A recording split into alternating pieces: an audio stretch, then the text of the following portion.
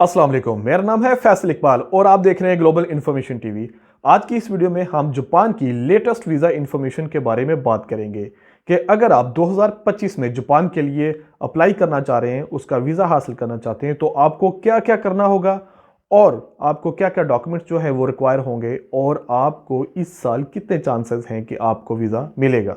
सबसे पहले हम बात करेंगे कि लास्ट ईयर 2024 में जापान ने अपनी वीज़ा सर्विसेज बंद कर दी थी। जापान वो वाहद कंट्री है जिसने पाकिस्तानियों के लिए वीज़ा फीस नहीं रखी थी। आप फ्री वीज़ा हासिल कर सकते थे, जापान का वीज़ा फ्री था। एप्लीकेंट डायरेक्ट अपनी जो वीज़ा फाइल थी जापान एम्बेसी में जाके सबमिट करवाता था और उसको तकरीबन विद इन 1 वीक के अंदर जो रिस्पांस आ जाता था जापान की एम्बेसी की तरफ से कि आपको वीज़ा जो अलाउ कर दिया गया है या नहीं कर दिया गया। मतलब कि डिसीजन आपको विद इन 7 डेज आ जाता था। उसके बाद जापान ने जो अपनी वीज़ा सर्विसेज थी वो बंद कर दी और अब उसके बाद जापान ने वीएस ग्लोबल के साथ कॉन्ट्रैक्ट कर लिया। तमाम जो एप्लीकेंट हैं जो वीज़ा अप्लाई करना चाहते हैं जापान में, उनको अब वीएफएस के ज़रिए अप्लाई करना होगा। वहाँ से अपॉइंटमेंट लेना होगी, अपॉइंटमेंट लेने के बाद वो जापान का वीज़ा अप्लाई कर सकते हैं। और अब इसके साथ साथ हर एप्लीकेंट को जो जापान का वीज़ा अप्लाई करना चाहता है, चाहे विजिट वीज़ा है, चाहे वर्क परमिट है, चाहे स्टूडेंट वीज़ा है, अब उनको साथ फीस भी पे करना पड़ेगी। और ये जो फीस है एक्चुअली जो अभी पे करना होगी, ये एम्बेसी की जो फीस है वो नहीं है। ये सिर्फ और सिर्फ वीएसएफ के जो चार्जेस हैं वही आपको अदा करना होंगे। और जापान ने अभी भी जो अपनी वीज़ा फीस जो है वो पाकिस्तानियों के लिए नहीं रखी, चाहे आप विजिट वीज़ा के लिए अप्लाई कर रहे हैं। और जापान के ये वीज़ा हासिल करने के लिए, विजिट वीज़ा हासिल करने के लिए जो जो डॉक्यूमेंट्स रिक्वायर हैं, उनमें सबसे पहले आता है वीज़ा एप्लीकेशन। आपको जापान की जो ऑफिशियल वेबसाइट है जापानीज़ एम्बेसी की जो इस्लामाबाद में है, उसकी साइट से आपको वीज़ा एप्लीकेशन फॉर्म जो है वो डाउनलोड करना पड़ेगा। उसको फिलअप करना है। वो जो फॉर्म है वो आपने खुद फिलअप करना है, क्योंकि जब आप उस फॉर्म को खुद पे करते हैं, उसको फिलअप करते हैं, तो आपको पता होता है कि आपने क्या क्या जो इन्फॉर्मेशन है उसमें डाली है अपनी एप्लीकेशन में। फर्दर साइट्स पे ऐसा होता है कि जो भी लोग अपनी वीज़ा सर्विसेज हासिल करते हैं किसी एजेंट से या किसी और लाइट से, तो उसको फिल करने वाला जो शख्स होता है वो आपका एजेंट होता है। तो अपनी मर्ज़ी से आपके डॉक्यूमेंट से आपकी इन्फॉर्मेशन को कलेक्ट करते उस फॉर्म को फिलअप करता है, लेकिन आपको नहीं पता होता कि आपके लॉयर ने, आपके जो एजेंट ने क्या क्या जो ऑप्शंस हैं किस तरह से उनको फिल किया है। जब आप अपनी एप्लीकेशन को खुद फिल करते हैं तो आपको मुकम्मल अंदाज़ा होता है कि आपने कैसे अपना फॉर्म फिल किया है। इन केस आपका इंटरव्यू होता है, इंटरव्यू के दौरान आपसे जो क्वेश्चन किए जाते हैं आप आसानी से उसका जो है जवाब दे सकते हैं। लेकिन अगर आप कन्फ्यूजन का शिकार हो जाएं तो ये वीज़ा आपका अनसेटिस्फाइड हो जाता है। और दूसरे नंबर पे आ जाता है आपका पासपोर्ट, कि आपका वैलिड पासपोर्ट आपके पास मौजूद होना चाहिए जो कम से कम 6 मंथ के लिए वैलिड हो। जब आप वीज़ा अप्लाई करें या अपनी एप्लीकेशन एम्बेसी में डालें तो आपका पासपोर्ट कम से कम 6 मंथ जो है वो वैलिड हो।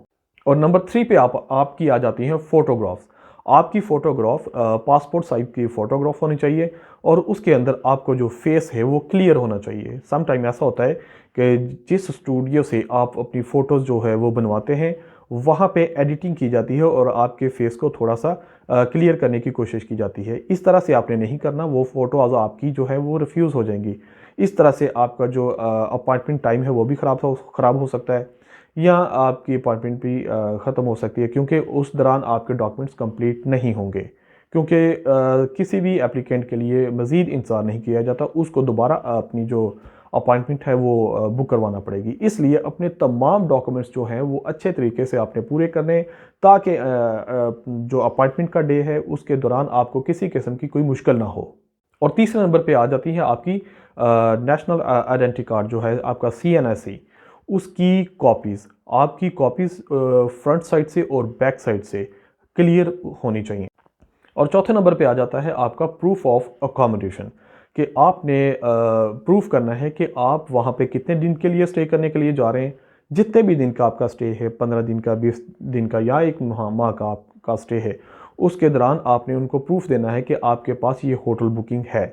आपके पास अगर आप एक ही सिटी में रह रहे हैं तो आपके पास एक ही होटल की जो अकोमोडेशन वो कंफर्म होनी चाहिए। अगर आप डिफरेंट सिटी को विज़िट करेंगे, अपने प्लान में आपने बताया कि मैं डिफरेंट सिटी जो एक माह में विज़िट करना चाहता हूँ, तो हर सिटी के अंदर जो आपकी होटल रिजर्वेशन है वो क्लियर होनी चाहिए, उसका आपने प्रूफ देना है। और 5वें नंबर पे आ जाता है आपका टिकट। आपका कंफर्म टिकट होना चाहिए। आपके पास रिटर्न कंफर्म टिकट हो जो आपको अपनी फ़ाइल के साथ सबमिट करवाना है अपनी जापानीज़ एम्बेसी में, ताकि आप उनको प्रूफ कर सकें कि आपके पास रिटर्न टिकट भी मौजूद है। उसके बाद जो अहम डॉक्यूमेंट्स है वो है आपकी बैंक स्टेटमेंट।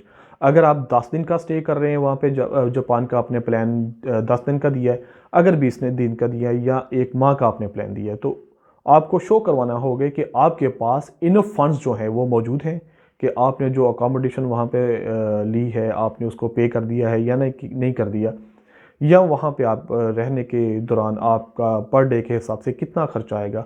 वो तमाम का प्रूफ जो है, इनफ फंड्स जो हैं वो आपके पास मौजूद होने चाहिए। आप उनको प्रूफ कर सको कि आपकी अपनी स्टेटमेंट के ज़रिए, कि आपकी बैंक स्टेटमेंट वो तमाम डिटेल्स शो कर रही है कि आपके पास सब फंड्स जो मौजूद हैं कि वो उस पीरियड को कवर कर रहे हैं जो आप वहाँ पे स्टे करेंगे। उसके बाद आपका आ जाता है एनटीएन, कि आप फाइलर हैं या नॉन फाइलर हैं। ये बहुत मैटर करता है एम्बेसी में कि आप अपनी जो स्टेट है जहाँ पे रह रहे हैं आप टैक्स पेयर हैं या नहीं हैं। तो ये बहुत अफेक्ट करता है कि अगर आप नॉन फाइलर हैं तो वो एम्बेसी समझती है कि ये बंदा अपने फंड्स में फेमिलियर नहीं है, ठीक नहीं है, तो उससे आपके बहुत सारे चांसेस जो कम हो जाते हैं, बल्कि ना होने के बराबर हो जाते हैं। तो इसलिए आपका एनटीएन आपका 2 साल पुराना आपके पास हो। बाद आपका आ जाता है ट्रैवल इंश्योरेंस, जो बहुत ज़रूरी है। आप किसी अच्छी सी एजेंसी से अपनी ट्रैवल इंश्योरेंस ले जो आपके तमाम टाइम को कवर करे। तो ये डॉक्यूमेंट्स आपके पास होने चाहिए। आपने अच्छे तरीके से अपनी फ़ाइल रेडी करनी है और आप जापानीज़ जो विज़िट वीज़ा है उसके लिए अप्लाई कर सकते हैं। और ये बहुत मुश्किल वीज़ा नहीं है। जापान बहुत आसानी से 2024 में भी वीज़े देता रहा है, और उसके बाद जब भी किसी नए साल का आगाज़ होता है तो वीज़ा मिलने के चांसेस बहुत ज़्यादा होते हैं, क्योंकि उनके पास एक इनफ कोटा मौजूद होता है जिसके तहत एक पॉलिसीज़ बनाई जाती हैं, कुछ रूल्स इस तरह से तैयार किए जाते हैं कि साल के शुरू में बहुत ही कम चांसेस होते हैं कि आपका वीज़ा रिफ्यूज़ हो। तो बेस्ट टाइम ये होता है किसी भी विज़िट वीज़ा अप्लाई करने के लिए कि आप साल के शुरू में अपने वीज़े को अप्लाई कर सकें।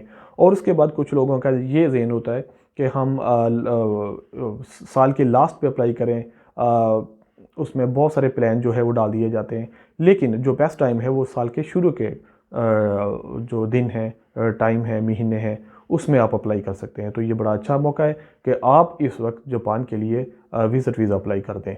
तो तमाम डॉक्यूमेंट्स आपके पास मौजूद होने चाहिए, आपके पास एक स्ट्रॉन्ग फाइल होनी चाहिए। अगर आप इस तरह से अप्लाई करते हैं तो आप 100% अपने लिए वीज़ा गेन कर सकते हैं। इसी इन्फॉर्मेशन के साथ आज की वीडियो का इख्तिताम करते हैं। मिलते हैं अपनी अगली वीडियो में, तब तक अल्लाह हाफिज़।